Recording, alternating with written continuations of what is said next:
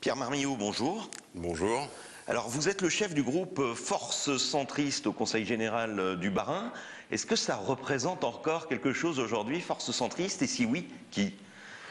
Écoutez, plus que jamais, parce que on en parle régulièrement, le centre ou les centres, nous essayons simplement de continuer de faire vivre ce courant centriste qui a toujours été fortement présent et fortement représenté en Alsace, même si actuellement, avec un groupe de 3 au Conseil Général, on peut donner l'impression d'être un peu en perte de vitesse.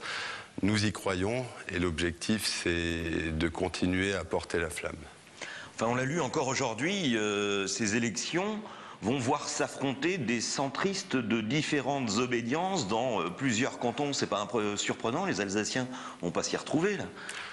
C'est très surprenant pour nous en premier lieu, puisque nous avions l'habitude d'avoir un CDS et une UDF qui automatiquement étaient présentes dans tous les cantons. Force est de constater qu'avec l'arrivée de l'UMP qui a tout fusionné, nous avions de plus en plus de difficultés d'exister, mais comme je vous le disais tout à l'heure, nous sommes toujours présents et l'objectif c'est, à l'occasion de ces cantonales et à l'occasion des futures échéances, d'exister un peu plus chaque jour à nouveau.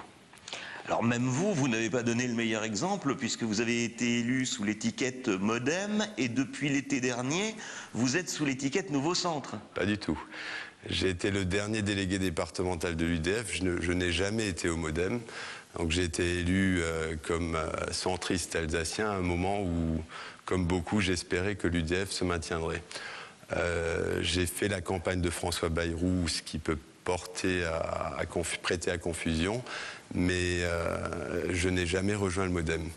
J'ai refusé aussi dans un premier temps de rejoindre le nouveau centre parce qu'il est clair, on ne peut pas le cacher, la lisibilité n'est pas excellente.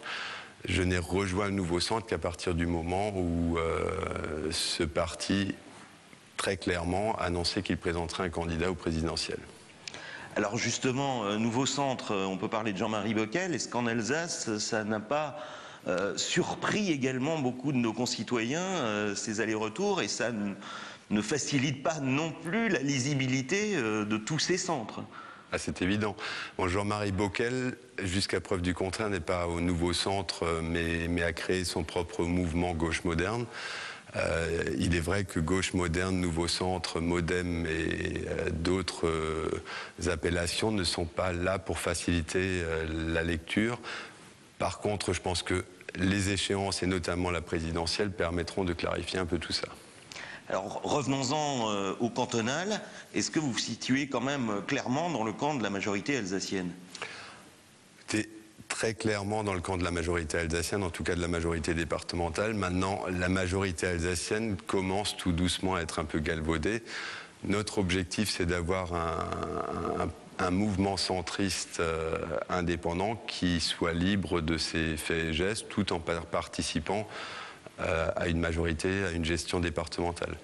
Ce qui est relativement plus simple que dans d'autres instances, dans la mesure où toutes tendances politiques confondues, l'essentiel de nos décisions passe avec des votes à l'unanimité dans 80% des cas.